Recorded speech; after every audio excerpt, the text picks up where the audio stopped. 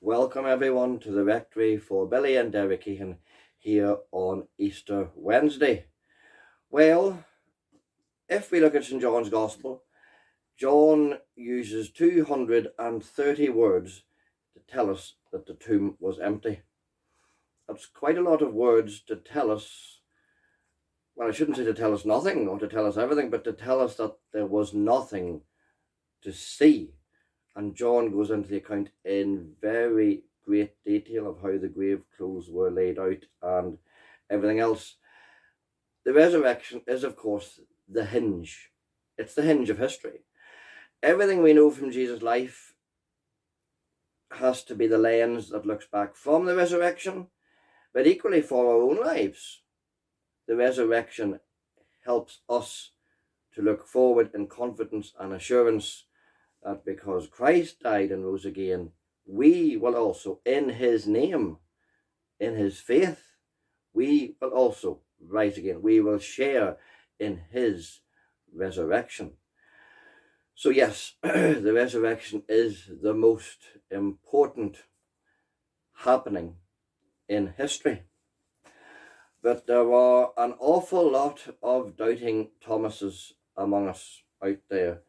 Folk who, I don't know, they either haven't thought about belief, they don't want to believe, dear knows what.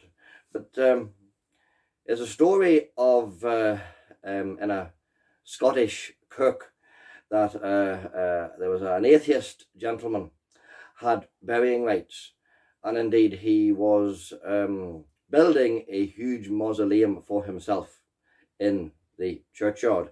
And one of the elders happened to come up during this construction, because of course he was having it ready before he actually needed it. I'm going to try to do this in a sort of a Scots accent. My apologies if it sort of doesn't work. "Well," said the owner of the mausoleum with an air of pride, "you've been up to seeing yon tomb of mine." "Deed a hae," replied the elder. "It'll take a mon a high time to rouse out of yon on the day of judgment," said the atheist mockingly. "My mon," said the elder, "dinna bother your head about that. When the day comes, they'll just tack the bottom out of your concern and let ye slide rick down." I like that.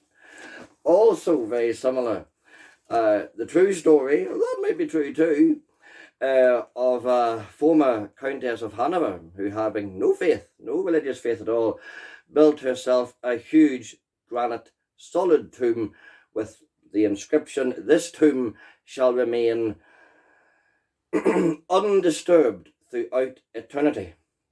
But frost cracked the tomb, wind blew soil into the crack, rain and sun prepared that soil for a seed, that seed grew into a tree that broke that tomb open, and that inscription was carried up in the bough of the great tree. "This tomb shall remain undisturbed through all eternity." It should be our very much hope that all our graves are empty, and we should wish to be disturbed throughout eternity. Now, I suppose I should leave you with the story of Thomas Edison. You all know him to be a great inventor. In fact, he didn't actually, I suppose maybe he's got a reputation he maybe didn't deserve. Although he had 1,000 patents to his name, and I know he was very, very competitive, he described himself as a sponge. He absorbed ideas, developed ideas, maybe even stole ideas from competitors.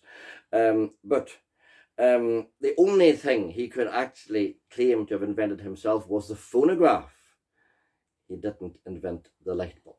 He did not at all.